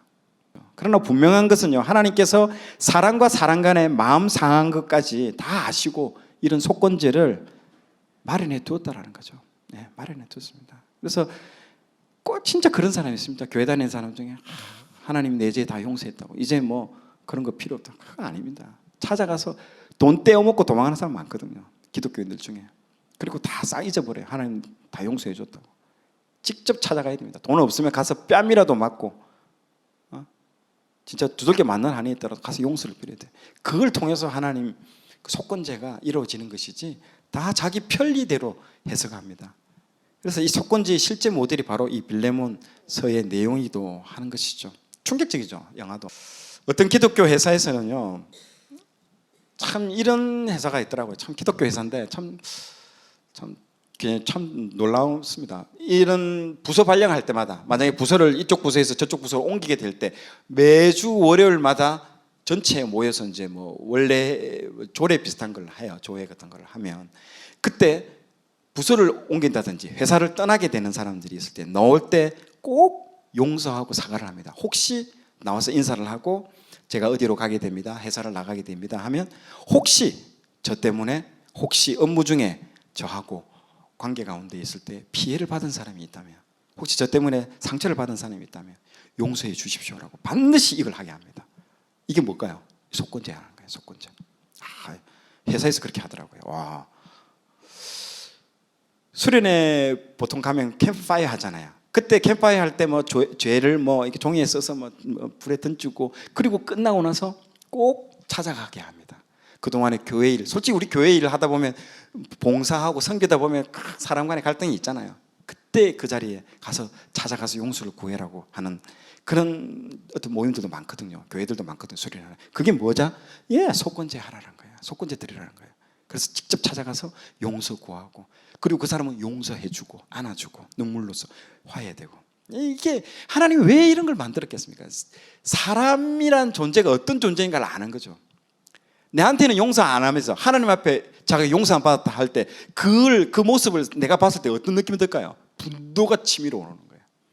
그걸 안다라는 거예요, 하나님이. 그래서 예배 드리지 말고 그 사람하고 먼저 그 사람한테 가서 용서를 구하고 와서 예배 드리라는 거예요. 하나님이 아신다라는 거죠. 우리의 마음을요. 어떻다라는 거죠. 우리 마음에 어떤 불이 일어나는 걸 알거든요. 저도 개인적으로 속건제를 드렸던 것이 두 가지 체험이 있습니다. 먼저 하나님께 속건제 드린 사건이 이제 직장을 그만두고 저도 나올 때 그랬습니다. 전체 회사 딱 저도 그 20년을 근무하고 나오는데 우리 회사가 10층 건물이었거든요. 10층 꼭대기에서부터 일일이 인사하고 그 용서를 다 구했거든요. 혹시 저 때문에 상처받은 저도 인사팀장이기 때문에 수많은 사람 잘랐습니다. 자르고 나중에는 내가 잘리기도 하고 내가 자르고 마지막에 내가 잘리고 사람이 한 대로 그대로 내가 이렇게 그래 참 그런 것들을 하면서 다 혹시 내 때문에 상처받은 게 있다면 용서해달라고 직접 인사하고 다 용서를 구했어요. 하고 그래 참 정말 좋았다라고 얘기를 다 하고 용서 하나하나 다 그리고 혹시 이제 기분 상한 일이 있다면 용서해달라고 혹시 저 때문에 그런 게 있다면 용서해달라고 다 말을 했어요. 그리고 그날 휴가이거나 외근 가가지고 저를 못 만난 사람들 다 일일이 메일로 다 썼습니다. 그렇게 그게 매듭인 거예요. 여러분 매듭을 짓는 거예요. 그 관계를 통해서. 여러분 대나무가 왜 높이 자라는 줄 압니까? 매듭이 있기 때문에 그래요. 올라가고 매듭이 있고 매듭이 있고 하루에 일기를 쓰는 것도 하나의 매듭인 거예요. 그래야 성장을 합니다. 높이 올라요. 그 매듭 없이 소리 소문 없이 사라지는 사람이 있어요. 맞죠? 회사 나가는데도 아무 말이 없이 교회 떠나는데도 아무 말이 어느 날 갑자기 안 보여. 그런 사람 많습니다. 참 안타까운 거예요. 속건제를 모르는 거예요. 그 사람들은요 꼭 반드시 모르죠. 내가 부시부시 그 사람 여러분 상처 준 사람은 발 뻗고 자도 상처 받은 사람은 발 뻗고 못 잡니다. 맞죠? 마음에 그거를 가서 용서를 구하는 거예요. 내가 모르지만은 그렇게 하니까요. 제가 참 회사 나올 때 저는 회사 잘렸지만 그렇게 하고 노니까 참 마음이 편하더라고요. 그리고 기쁨이 넘치더라고요. 정말요. 그게 하나님께서 속건제를 통해서 우리에게 주시는 기쁨임을 알게 됐다는 거죠. 두 번째는요. 이거는 11조 문제인데 11조를 제가 예전에 처음에 잘 몰랐어요. 제가 몰라가지고 이제 죄인데 죄라기보다는 좀 제가 몰라가지고 제가 세후로 11조를 드렸어요. 보통은 내가 이거 잘 몰랐거든요. 세후로 계속 오랫동안 좀 11조를 드렸는데 나중에 이제 누가 알려주시더라고요. 보통은 이거 원칙적으로는 세전으로 드리는 것이다라고 얘기를 하길래 근데 내가 또 다 알아보니까 진짜로 그러더라고요. 다 그렇게 세전으로 드리더라고요. 근데 딱 알고 보니까 그동안에 내가 세후로 드렸던 기간이 좀 꽤 되는데 그걸 보니까 금액이 꽤 커요. 이게 떼어 먹었던 그 금액이. 그래서 다시 이걸 내가 보상해야 되겠다, 배상해야 되겠다라는 생각이 들어가고 하려고 하는데 이게 금액이 꽤 큰 금액이라 가지고 굉장히 주저했거든요. 그래도 하나님께 정말 한꺼번에 내가 몰아서 한꺼번에 다 드리자 생각해가지고 그냥 언뜻하기 힘들었지만 한꺼번에 다 드렸습니다. 정말 그 후에 하나님께서 정말 제 삶 가운데 형통의 길을 열리는 것들을 제가 경험을 했는데요. 이것도 하나의 속건제한 형태라고 보여주고 있습니다. 그래서 하나님께 아까 두 가지죠. 하나는 우리 이웃에게 한 거, 하나는 하나님께 한 모든 부분들에 대해서 어떻게 보면 120% 해야 되는 20% 더 해야 되는데 그렇게는 못하겠더라고요. 그냥 그렇게만 하고 했습니다. 뭐 잘못하면 이것도 율법주의로 흘러갈 수 있으니까요. 그렇게 그 정신이 여러분 이거는요 어떤 이게 막 그대로 이 구약의 방식대로 하라는 게 중요한 게 아니고요 스피릿입니다. 정신입니다. 이런 정신을 가지고 접근해라는 거예요. 그 얘기를 하는 겁니다. 잘못하면 율법주의로 여러분들 갈 수 있으니까 조심하셔야 되고요. 고로타라는 것들 여러분들 이해를 하시면 될 것 같아요. 두 번째 화해와 화목제입니다. 빌레몬서에는 하나님에 대한 구체적인 언급이 없지만 우리가 이 책을 정경 66권에 넣는 이유는요. 이 책에 사도 바울의 모습에서 그 예수님의 그 화목제를 볼 수 있기 때문이죠. 세상과 하나님 간에 원수되었던 것이 예수님의 그 십자가 사건으로 화해가 이제 이루어졌다라는 것입니다. 바울은 예수님처럼 오네시모가 잘못한 것을 자신이 부담할 것이라는 것들을 말하면서 오네시모가 잘못한 거, 오네시모가 돈 떼어 먹었던 거 내가 다 갚아줄게 라고 하면서 빌레몬과 화해할 수 있도록 값을 지불한다. 자기가 값을 지불할 것이라고 이제 말하고 있습니다. 그리고 빌레몬도 자신에게 피해를 입혔던 오네시모를요 기꺼이 용서함으로써 화목제에 동참하게 됐다는 것들을 알게 해준다는 거죠. 그 안에 얼마나 기쁨이 있겠습니까? 용서해 준 사람도 기쁨이고 용서받은 사람은 눈물로 무릎을 꿇고 그래 했겠죠. 아까 그 영화처럼 그렇게 안 합니다. 오네시모가 가서 당당하게 그렇게 했겠습니까? 이제 뭐 바울하고도 이제 좀 친하거든요. 하면서 이렇게 요구할까요? 아마 무릎을 꿇고 눈물을 흘렸을 거예요. 그게 정상적인 사람의 모습이죠. 용서함을 받아야 되는 사람의 모습이죠. 세 번째 복음의 능력입니다. 우리는 이 빌레몬서를 통해서 복음의 놀라운 능력을 발견하게 됩니다. 첫 번째, 사람을 변화시킨다라는 거죠. 먼저 감옥에서 복음을 듣고 이전에 남의 것 훔치고 무익했던 그 오네시모가 복음으로 완전히 사람이 변화되었다라는 거죠. 그리고 이 복음은 바울로 하여금요 부탁하기 어려운 상황에서 얼마나 지금 아까 말했죠. 제가 굴굴이 맥락에 대해 설명했잖아요. 이게 지금 쉬운 부탁이 아니라는 거죠. 체제 전복과 같은 관련된 이 어려운 상황의 어떤 편지임에도 불구하고 이 편지를 쓰도록 바울의 마음을 열어줬다는 거죠. 뭐가요? 복음이 내가 이 편지를 써야 되겠다. 어렵지만 써야 되겠다는 그 마음을 움직여줬다는 거죠. 복음이요. 그리고 복음은 최종적으로 빌레몬과 오네시모의 관계를 변화시켜 줬다는 거죠. 왜냐하면 이 빌레몬이 이 편지를 받고 순종했기 때문에 그렇습니다. 복음은 한 영혼을 변화시키고 인간관계를 변화시킬 수 있다는 능력을 보여주고 있습니다. 두 번째로는요, 복음은 차별을 없게 만들어줍니다. 복음은 주인과 노예 관계를 뛰어넘는 힘이 여기서 나옵니다. 특별히 로마 제국 시대에는요, 철저한 신분제도 사회였음에도 이 복음이 어떤 능력이 있는지를 빌레몬서가 보여주고 있습니다. 우리나라에 여러분, 우리나라 기독교 역사에도 이런 비슷한 빌레몬서와 비슷한 사례가 있습니다. 바로 김제에 있는 금산교회의 이야기입니다. 금산교회는요, 선교사의 그 전도를 받은 이 금산리 지주 조덕삼이라는 사람이 딱 이 선교사로부터 복음을 듣고 이 사람의 집을 아까 빌레몬처럼 집을 오픈해 버립니다. 집에 그 사랑방에 모여서 예배를 드리면서 시작한 교회가 이 교회입니다. 그리고 이 조덕삼이 교회를 세운 사람이기도 하죠. 그런데 이 교회의 첫 번째 장로를 딱 세울 때에 투표를 합니다. 이 교회 안에서 투표를 했는데 누가 됐을까요? 조덕삼이 안 되고요. 조덕삼 집에서 일하던 마부인 이자익이라는 장로가 당선이 됩니다. 야, 분위기가 험악해지겠죠. 얘는 모르겠다 하면서 교회 다 없애버리자 하면서 예배 막 나 이제 교회 안 나올래. 분명히 그런 상황이 되지 않습니까? 내가 어떻게 해서 했는데 무슨 이런 종놈이 뭐 이게 장로가 되고 이렇게 할 수 있는데 그때 갑자기 놀라운 일이 납니다. 조덕삼이 교회 딱 앞에 나오면서 정말 이 교회가 정말 좋은 장로를 정말 잘 뽑았다라고 하면서 딱 이 사람이 말을 하기 시작하는 겁니다. 그러면서 이 교회 전체 분위기가요 급속도로 좋아지기 시작합니다. 그러면서 이제 집에서는 주인과 마부의 관계로, 그리고 교회에서는요 성도와 장로의 관계가 되었다라는 것입니다. 이것이 가능한 것이 뭐라고요? 복음이라는 거죠. 복음. 이 한국 기독교의 역사에도 이게 빌레몬의 사례가 나옵니다.